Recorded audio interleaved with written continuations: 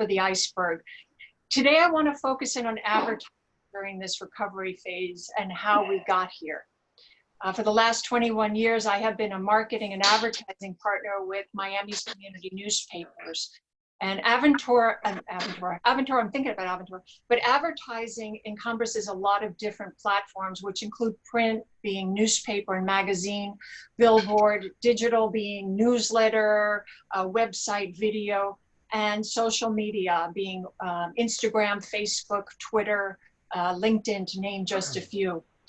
COVID is definitely not the first downturn that I've seen and experienced in my industry.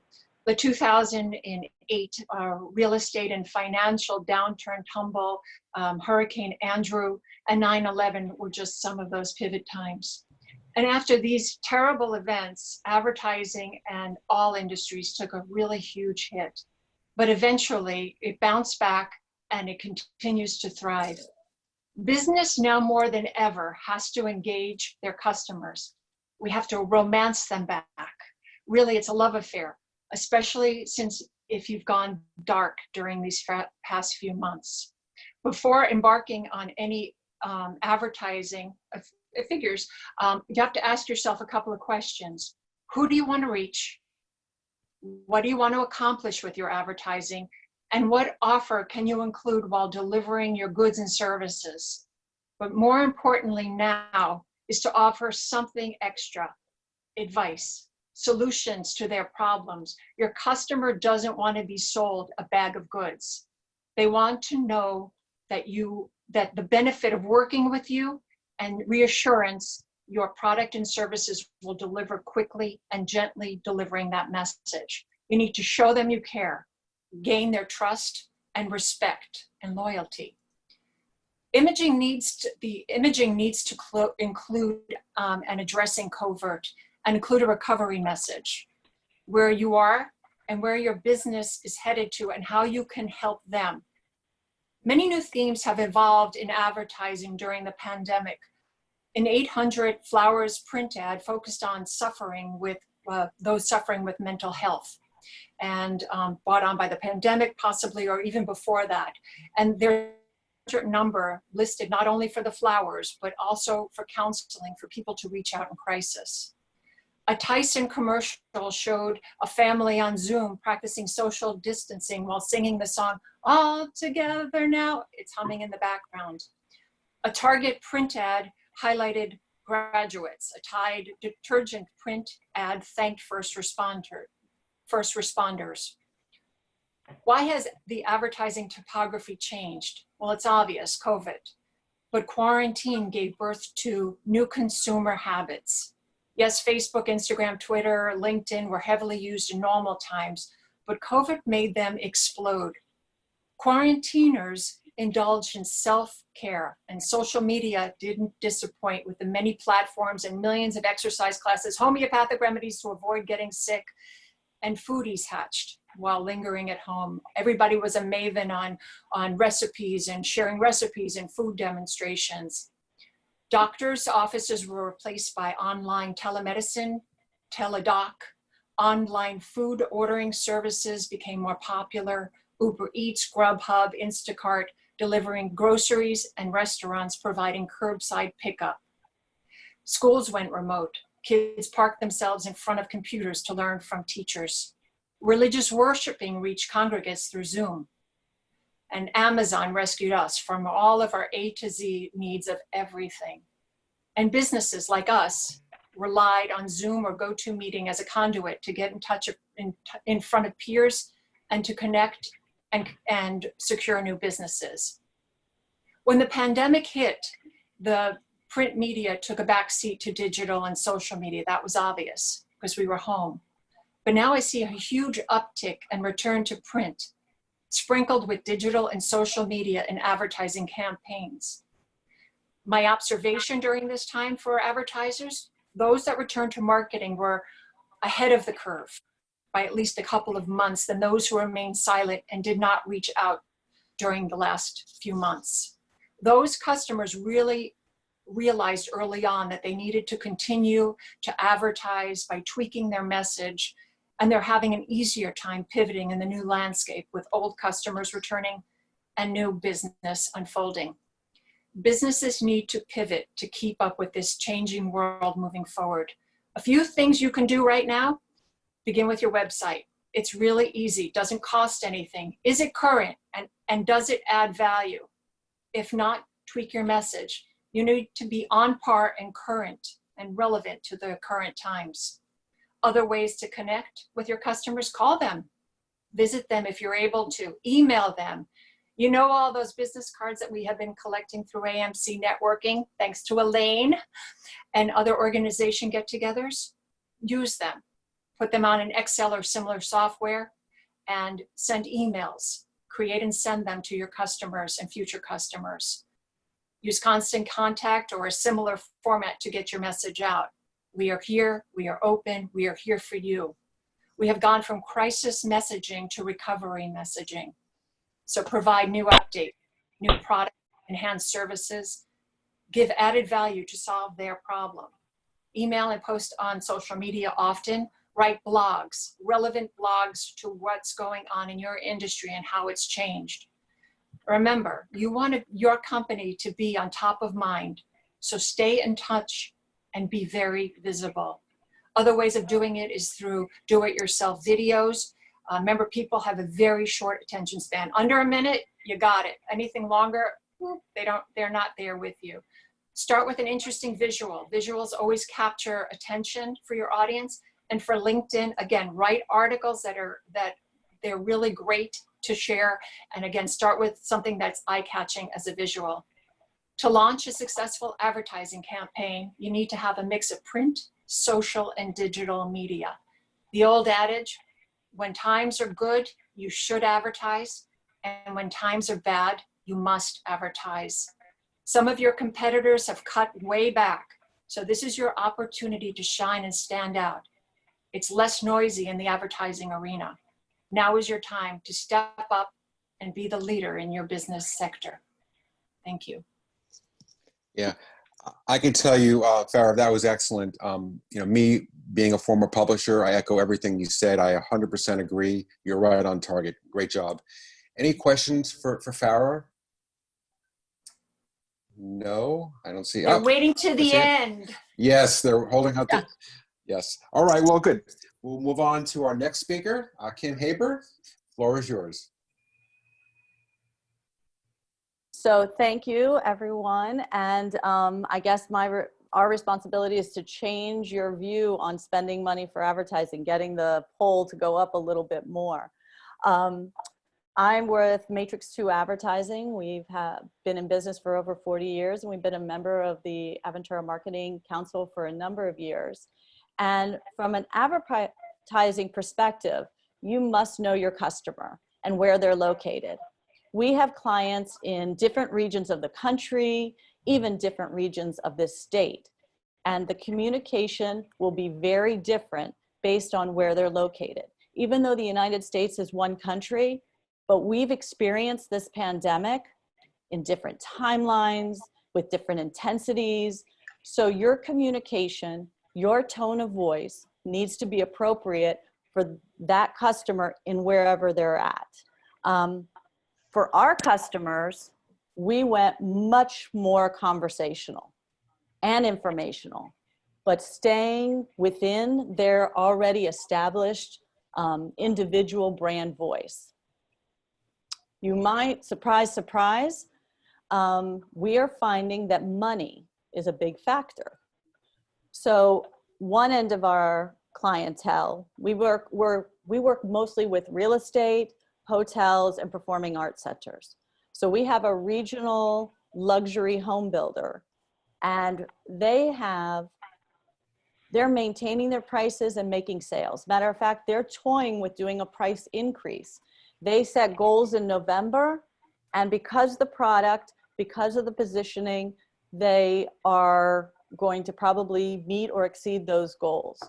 But we helped them immediately. We were their advisor through this whole experience. We told them right away, you need to focus on e-blast communication. You need to talk to past prospects, people that you have relationships with that already, that have been into your sales center, that know your product a little bit already. And let's see how we can move that process forward, get the sales funnel going a little bit to the end, to the purchase, to make the sale. And then we really sat down and said, okay, how can we highlight what your product offers and what people are looking for? So we really highlighted those aspects. So people are looking for single family homes. You know, they don't want to necessarily have those communal pools and the elevators and that whole experience. So we had that as a benefit. We also had the benefit that we're in Florida. Let's not take away, this is the Sunshine State. And if you're coming from a lot of other parts of the country, that sunshine has been it's been a beacon of hope for a lot of people. They are building in active and secure communities. So they feature these great outdoor lifestyle living areas with pools and barbecues and summer kitchens. And that's what we're all needing right now. So we really had to find like, what are their little nuggets of success? And then we just had to communicate them, updating their website, sending out emails, doing e-newsletters, and their salespeople, you know, old-fashioned, pick up the phone and start talking to people. And they saw a difference.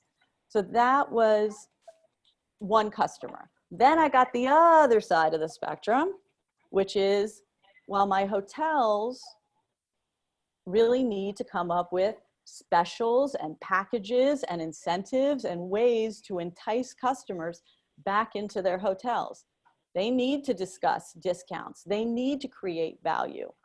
So depending on where your customers are, you might have an opportunity. You have an opportunity no matter what. It's just a matter of how you're going to approach it. Now, and we're also now entering a period of firsts. We never thought we would have firsts again, most of us, or at least me at my age. But my first beer with my friends, my first trip to the hair salon, which I'm going to do this weekend, I need terribly, my first date night at a restaurant. So us as business owners, if you have customers that are coming into your business, you get one shot to do this. And social media is everywhere now. People are watching. So you have to do it right. Because if you don't, you're going to have one situation. But if you do it right, you could have an opportunity with media. You could have an opportunity with a PR story. And then you would call my good friend Karen Dennis at KSD Public Relations, and she'd get that message right out for you. So Karen, what would you do with that? Thank you, Kim. I so appreciate that shout out to my business. And ladies and gentlemen who are part of this webinar this morning, you're going to notice that Kim, Fara, and I are going to say we're going to repeat certain things. We've coordinated it that way because it's really important that you get the same message from different people in different ways in order for that message to be effective. And that's something that's super important for you to remember in your business. There is no one way to share a message. I'm going to go back to what Kim said about geographic diversity, because geographic diversity is the perfect launchpad for me to discuss with you something that's called client segmentation. We tend to lump our clients, our customers, our patients into one category because it's expedient, but it's not necessarily effective. What I'd like to suggest to you is, instead of doing that, let's identify your current customers and explore how their priorities have shifted. Are they businesses or consumers? Are they price conscious? Is health and safety a big priority? Did they lose their jobs? Have they been furloughed? Or are they at home trying to work from home, juggle their kids, get dinner on the table all at the same time? The bottom line is your customers are not going to fall into one category. So it's really up to you to spend some time and try to do this customer segmentation. Divide them into categories of common characteristics, and then market to each group differently. Is it time consuming? Yeah, but it's super effective.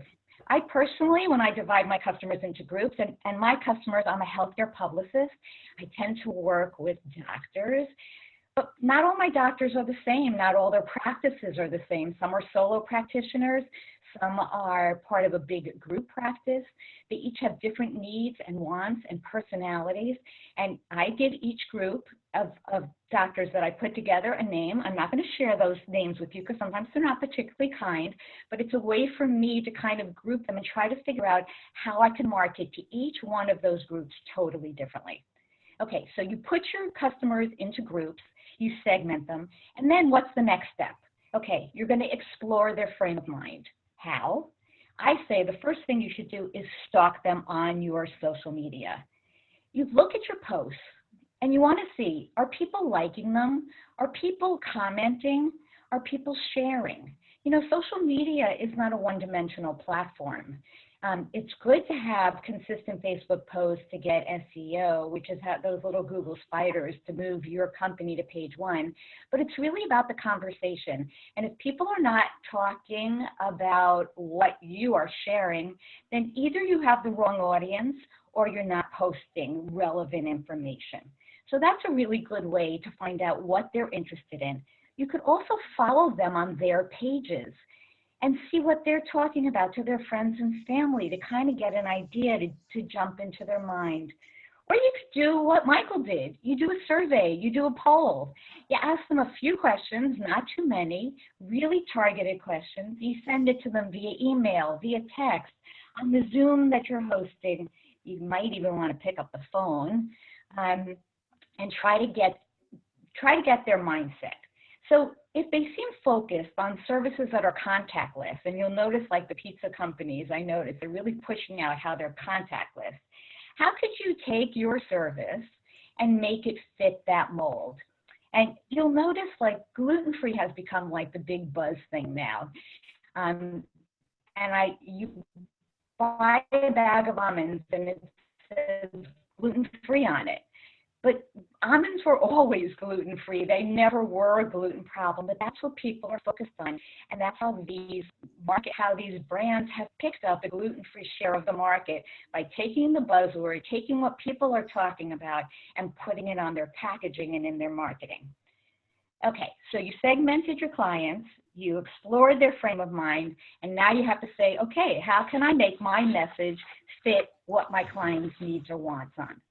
Now, price might be the first thing you think of, but value is not always about money, even during the pandemic. And I'm going to give you a really good example. I have a client who's a cafe, and they make amazing donuts during the Hanukkah holiday, amazing donuts. So they figured, okay, we're doing delivery and pickup. We're going to offer people free donuts if they put an order in. Nothing. Nobody claimed the offer. So then, and I give them a lot of credit, they said, okay, we'll give people toilet paper. You get a roll of toilet paper with every order you place. We can't get toilet paper. Maybe that'll improve our business. Nobody, nothing, crickets. So finally, they came up with a do-it-yourself family pizza kit, and the orders came flying in. Was that a coincidence? They wanted to make sure it wasn't. So they came up with a do-it-yourself cupcake kit. They came up with a do-it-yourself challah kit, and business has been great. So the message that they got is that create a food activity with parents and kids. Price point is not the pain point, and it's all about entertaining the kids and feeding them during this pandemic. And that became the focus of their marketing. So that's why it's really super important to listen and reevaluate, because price is not always going to be the issue. Sometimes it's going to be health and safety, and you'll notice all the upholstery companies are now taking that same fabric, they're making it to mask. Contactless delivery, sorry, that was a mouthful, like the pizza ad. Financial flexibility, you'll notice a lot of car dealership companies are saying, first 3 months for free, if you lost your job, we'll do X, Y, and Z. You might want to continue giving a guarantee of your service or quality. And of course, when all else fails, there's always the good old customer service, which will give you the edge.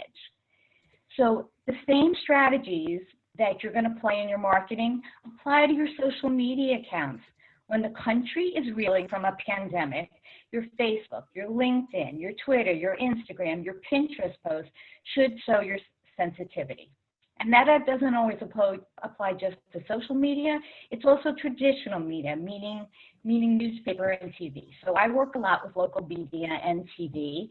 And I had a lovely woman from my community call me up, and she said, there's a nurse in our community who had 2 weeks off for the Passover holiday, and she's going back to Hollywood Memorial, and we are going to do this big parade for her. Because she's going to be working on the COVID floor, and we want to show our support. And normally I would say, like, you know, that's such a lovely gesture, and I think it's so kind, but I think you should do a YouTube video and put it out yourself. Like, our media right now is super focused on healthcare heroes. So I called the Sun Sentinel, the Miami Herald, the 4 TV stations that you had, figuring I'm going to get 1 newspaper, 1 TV station. All 4 TV stations carried it. Both newspapers made it their front page picture, both the Herald and the Sun Sentinel, because that's what people are looking for now. And as a company, myself included, we have to think how other people are thinking, not what message we have that's important, but is it going to resonate with our viewers, our customers, our clients, our patients? So now this is my favorite part, and Elaine, you're going to like this. Once you identified your customers and you got their messages and you figured out everything else, now you're going to figure out how are you going to share this information? What channels are available? So first of all, there's email. Email, a lot of people, small businesses make this mistake. They send out one email, we're with you, we're thinking of you, we're here in your time, and they think they're done. But email is a campaign, it's not a one and done. And there's only a certain segment, we're going back to that customer segmentation, there's only a certain segment of your population that's going to open up your email.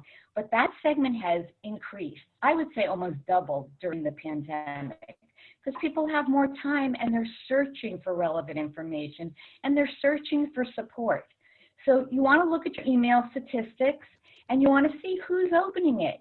Are you sending it the right time of day? Is your subject line geared towards your client? If it's not, switch it up. Don't say email doesn't work. Change your subject line. Change the time of day that you're sending it to, and see how that helps. Number 2, this is yours, Elaine, blogging. Blogging is time consuming, but it is such an effective way for you to showcase your expertise on your website. And when you showcase your expertise on your website, it also increases your search engine optimization. Okay, so maybe you don't have a website. So take that same blog that you would have put on your website and call it an article and put it on LinkedIn. And this way, when people look you up on LinkedIn, they will see those articles, which are really your blogs, and they'll be able to say, oh my goodness, she has expertise. If you look at, I don't have a website, and I know that's pretty pathetic for a publicist not to have a website, and it is my 2020 goal, but my blogs are on my LinkedIn profile. And you could see what I consider myself to be an expert in. And in fact, this presentation today is part of a larger presentation that I gave, and my blog on this topic is on my LinkedIn page. So you can always go in and get a few more details about what we talked about today. So communication channels, you have email, you have blogging, you have social media. Social media is an amazing way for you to reach different audiences. Facebook is an older crowd. Instagram is a younger crowd. LinkedIn is great for business to business, and don't discount Pinterest if you cater to women. I do a lot of ebooks for my infertility doctor that I work with, and we find we get a lot of patients who follow us through Pinterest and who download our ebooks. So don't discount Pinterest as a vehicle of communication. Last but not least, the good old-fashioned phone call. When Zoom platforms have really dominated the pandemic landscape, the power of a phone call lets people know you're actually thinking of them and are taking the time to reach out to them. My dentist uses text in order to confirm appointments. And I'm one of those people that loves to have my teeth cleaned every 4 months. So I got a text from my dentist saying, okay, time to come in for your cleaning. And I said, no, thanks, I'm waiting. I got an actual phone call from the dentist explaining to me all the different things he is doing to keep me safe. And while I still canceled the appointment, he got major brownie points. So here's the takeaway message I want to share with you today. In reality, marketing during this crisis is really no different than any other time. You always want your brand to be in tune with your customer's way of thinking. But while the core principles are the same, there is a newfound urgency right now to adapt your messaging to stay relevant and reach your audience. And there is a backlash for those who choose not to. If you deeply understand what your customers need and how your brand can serve them, you'll always be able to earn their business and their loyalty, even during a global pandemic. The end. Very nice. Well, first of all, Karen, yes, we don't see your picture. You are Andy, do you frozen, want me to start asking questions? but we hear you. We hear you very clearly. So, any questions for either of our three panelists? Elaine. Yeah, you know, the idea of the how-to, look at who's on screen. Okay. Andy, how to take better photos. Are you reaching out to your clients? Are you doing something to complete with them? Charlie, awards. Here's some idea for you specifically in your award. Lewis. Oh, you couldn't see me? I'm so sorry. Here you are. We see you again, Karen, but you're frozen like an ice cream. Lewis, healthcare. Oh, some great tips. Chantel, the school. Here's a class. Here's something. Yeah, look at the tips we've got. Larry G, preventing falls. You know, oh, here's a household tip. Cheryl Henney, welcome. Hello, level 3. Hello. But you know, you and Gladys. I mean, obviously, how to plan special events. Senator Silver, thank you for joining us. Great tips on reaching out to your legislators. Here's a few tips. Patricia Carlos, Divieto Ristorante. Oh my God, do-it-yourself appetizers. Jeff Kilty, some tips on acting, drama, something like that. Zipporah, music, entertainment, you know, here's some tips on singing. You know, oh my gosh, that opens up a whole new world of connections. Every one of us. Marge, what are you going to do? Guess how to. Marge? I had to unmute. I'm going to help you. Marge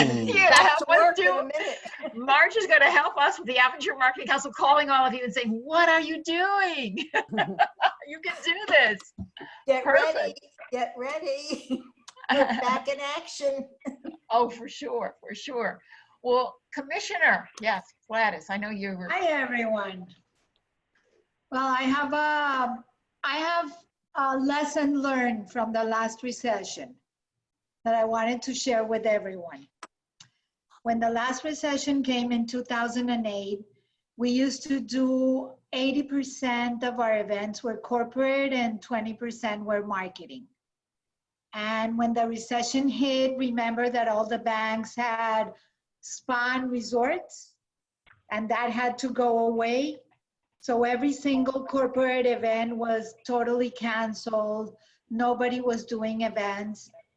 And so within, like, very quickly, I realized that corporate events are gonna have to take longer to come back. So we started doing social. We got into weddings, social events, and that got us through the whole recession. That literally got us through the whole recession. It's totally different, completely different because it's emotional. I was really good at it, but not that I loved doing weddings. But what happened to me was that I thought that my corporate clients would come back to me. And they were like, okay, they're gonna knock on my door, call me and tell me we're ready to come back and do events. That didn't happen. My competition literally got in front of me. They called them and they took a lot of my corporate clients. And that really hurt us for a long time. We had to go back, start again, and start calling and reinventing ourselves again. So your takeaway from that is you would do something different, is continue those relationships during this time as you go after a new market. And so that's like, it's all of us, like, how is our business changed? What are we going, and even as the advertising agency, we're saying, what are our skill sets and how does this transfer to other industries? So we focused a lot on hotels and real estate, like I told you. So right now I'm trying to say, okay, maybe assisted living facilities, because that's a combination of two industries that I kind of know, brought together, and started making some phone calls, and I'm even in conversations with one. And this week we were talking also, we're like, you know what? RV rental companies, people are going to go travel, but they're going to travel differently. They're sold out. All of us have to like really think, what are our personal business skill sets and how can we take those skills and transfer them to something else, but never losing contact by blogging, by emails, by picking up the phone and talking to them, not losing those, all the existing clients, and just hopefully building your book of business over time. No, totally. Look, I have something I'm going to show you. Michael, can I share something? Absolutely. You should be able to without me doing anything. Okay, so let me see what I can do. Because if you're in the hotel business, I'm going to share something with you that is really cool, so that hotels can look at this in a different way. Okay, let me know if you, can you see this? Yes. So you see hotels are that's doing cool. their own. So we're working with them right now so that they can feel in a very safe environment. That's awesome. I'm taking a screenshot of that. Take a screenshot and I'll send me your email and I'll send it to you. But you see, they're going to be, so that can be part of your PR for hotels. Like, come to our hotel, be safe, stay safe, we're gonna protect you, and the whole thing. And look how they envision so that events, Cheryl, look how we can do our next event. Right. So But this actually opens the door to allowing people to think about, you've given a solution. They can start thinking about, oh, maybe I can. Maybe I can, and this is clear so you can see each other and not having like a wall or the little squares.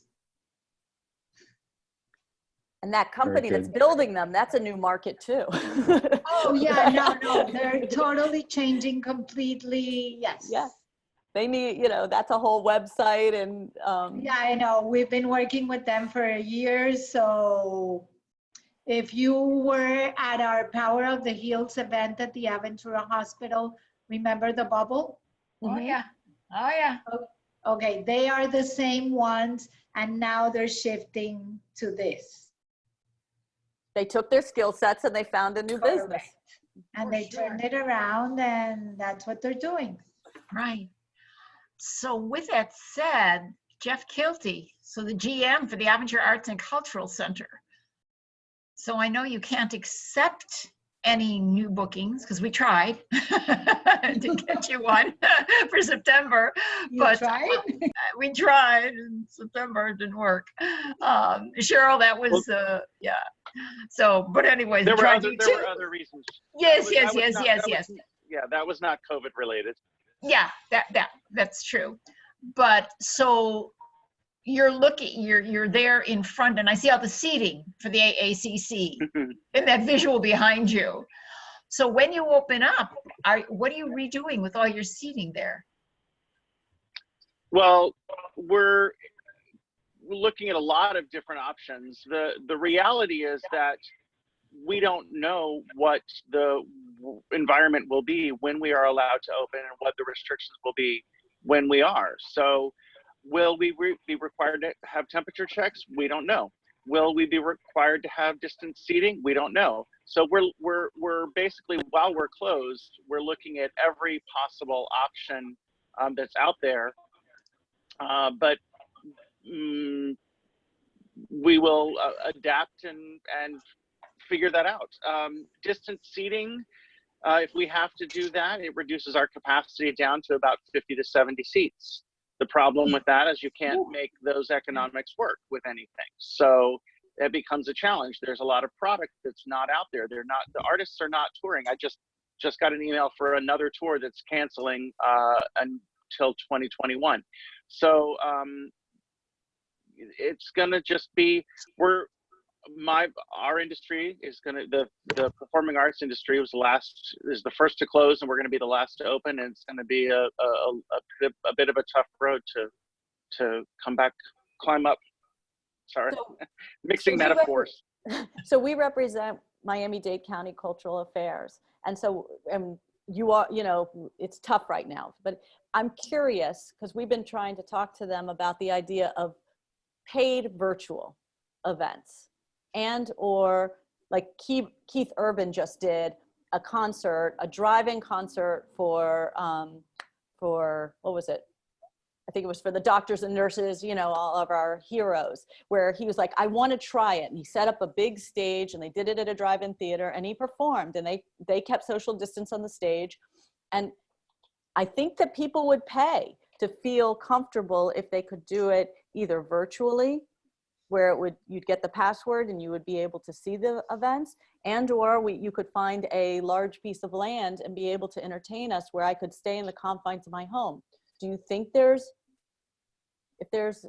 you think people would do it? Would you guys be able to do it and make the economics work? So polling says that Ticketmaster's done polling. There's some other organizations, performing arts consortiums and things like that. A majority of people do not prefer virtual over a live experience. We are in the business of creating live experiences, and people are tired of screens. Sorry, we're on a screen right now, but people want to have that live experience. Paying for a virtual experience, there's a lot of things to look at there, because why do they need the building? Why do they need the theater? They can just do it from their living room like they're already doing.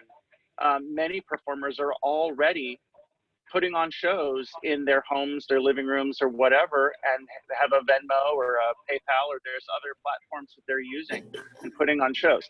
So and there are venues out there that are gonna have land. Look at Hard Rock. They're going to do a drive-in. They've got land. I don't have land at the Arts and Cultural Center. Broward Center has an outdoor terrace thing that they could possibly use for something like that. There are other venues that might have a park space attached that they manage. So yeah, there's lots of different options. But for us, for an enclosed auditorium space, there are less options. Can I say something? Jeff, I completely understand the challenge that you're going through. I'm experiencing it now. I'm preparing for a production that I do every year, and we've had to shift gears and do everything virtual. So we've actually been doing choreography rehearsals virtually, vocal rehearsals virtually. They've been successful thus far. We didn't know if it was going to be successful. Now the challenge is finding a venue or doing the production virtually.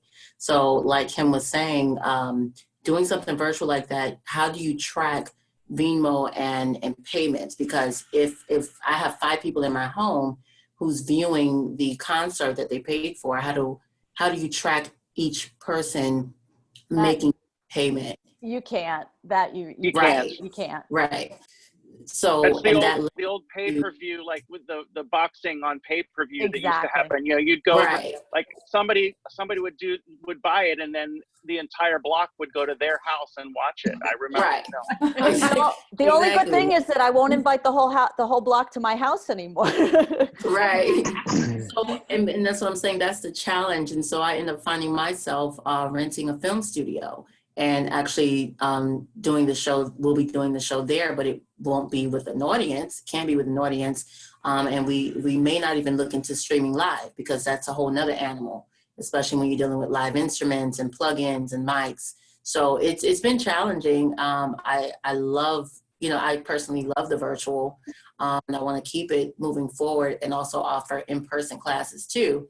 But, and just piggybacking on what you guys are talking about, it is challenging for the entertainment industry, but there are ways to still probably get it done creatively, finding a way around it. And you may lose. We're already losing, anyway, in revenue. So you're going to lose regardless. But I guess still getting the message out there is still beneficial for people too. They have that new Van Gogh exhibit that's happening in Toronto, I want to say, where it's an immersion experience. But again, it requires square footage. But you can drive into it, and then you're experiencing it all around you. And/or they have where they've socially distanced locations on the floor where people could stand, and then they're swirling the art all around them. So, and they're sold out. They're sold out. Nice. Jeff, are you, sorry, go ahead. Who wanted to speak? Oh, Jeff, let me ask you a question. Are you not allowed to open for performances, or can you open, for instance, like movies? Movies won't cost you that much, and maybe you can fill up the theater with 50 or 60 people and make it profitable. Well, right now we are still restricted. We cannot. We are not allowed to open. Okay. According to Miami-Dade, we are still closed. And what the next phase will look like, and what those guidelines will be. I mean, the mayor has a preliminary guide on the Miami-Dade County government website that says, that addresses arts and culture and what they think that's going to look like. But as of right now, we still cannot have gatherings of more than 10 people. So Gotcha, no problem. Anybody else have anything they want to share? This is a very good dialogue that we have. Any questions? Go ahead, Chantel. I just really want to say thank you to the ladies that took time to share with us, and everyone else that shared. This is really, and I understand, Jeff, where you are. It's really a moment that requires reevaluation. And I think gathering and connection meeting like this really help support during this time to reevaluate and to refocus and potentially reinvent ourselves, because in so many ways things are different for different people, especially depending on the industry that you service. It's a monster that we never anticipated that we would face. And so right now for me, for a school, the square footage is going to change for us when it comes to, how we seat the children, and the requirements are going to change, and how we focus moving forward, where, for a private school, our structure is a little different than the public. However, I'm looking to find ways to reinvent how I did business in general, and even reinvent myself as an individual to be able to cope with what's going on, because then not only the economical aspect of it, but the emotional component and everything else that comes with it. So it's a really tough moment. It's a really tough time. And I just really want to thank all of you for your support, even sharing. I took notes because it's important for me. Every time I get on these meetings, I take notes, and I go back and thank you, Elaine, for sharing them, the videos back.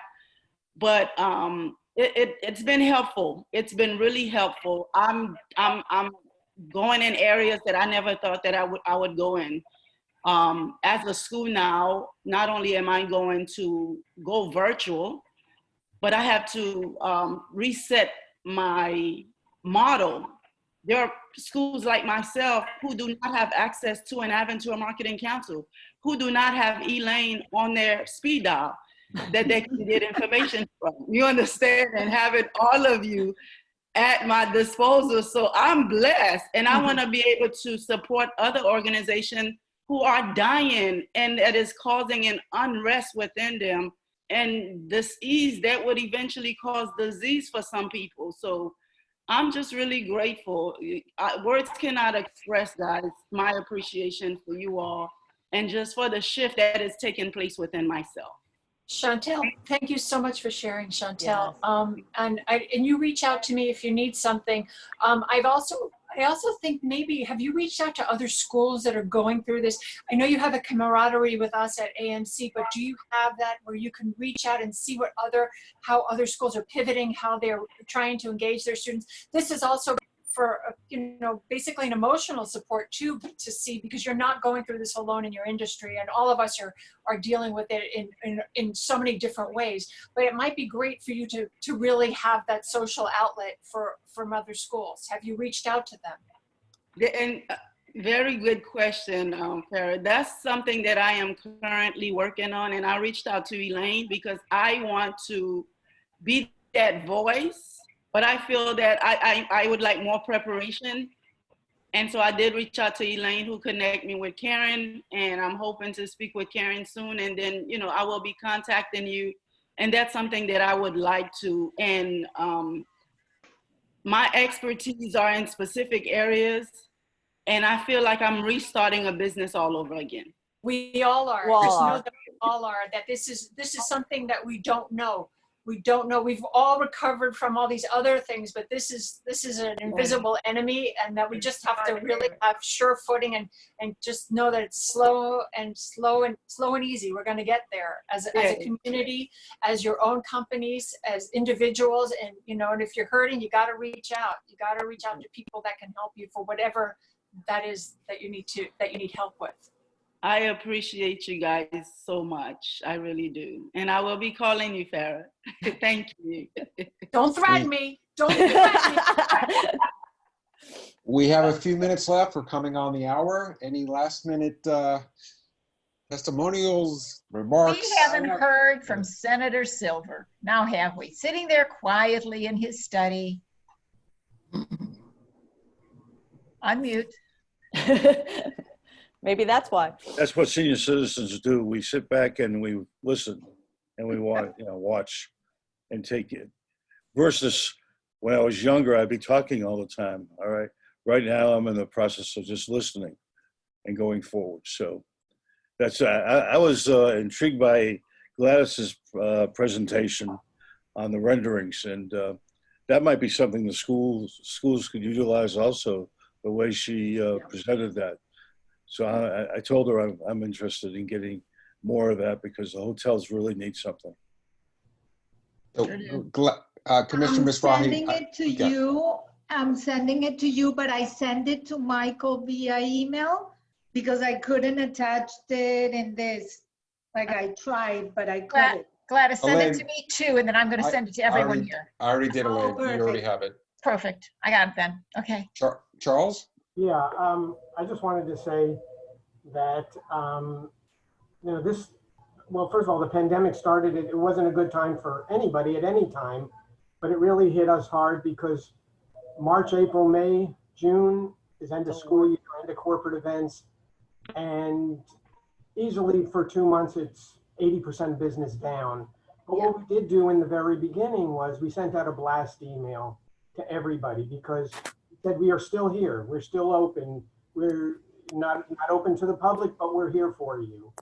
And the response that got was a lot of the schools did do events. They were smaller events, but they did, once they noticed that we were still open and there for them. Also, I always thought that if you put up a website, that people come storming to the website, but you gotta find people, gotta get it out there for people to do it. And even though at this time is not the best time to be spending a little extra money, but we have invested in somebody to manage our website, to put us with Instagram, because at this age, I just know the word. It's just so hard to figure it out and do it. So you really need a young mind to help you with that, which we've done.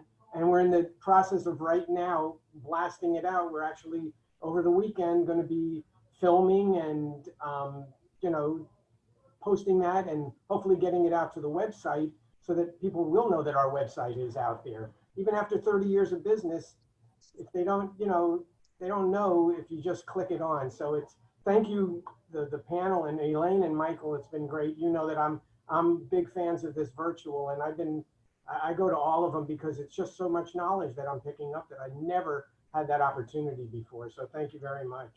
Charles, I have a question. I have just a suggestion. Since you do a lot of awards and plaques, and have you ever considered have the younger generation look at Etsy for you, for where you can make personalized items for people that sort of we have to do that, and we're actually in the midst of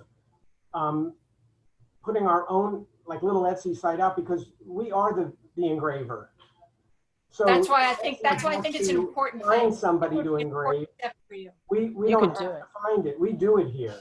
So my turnaround time could be much quicker. All of that.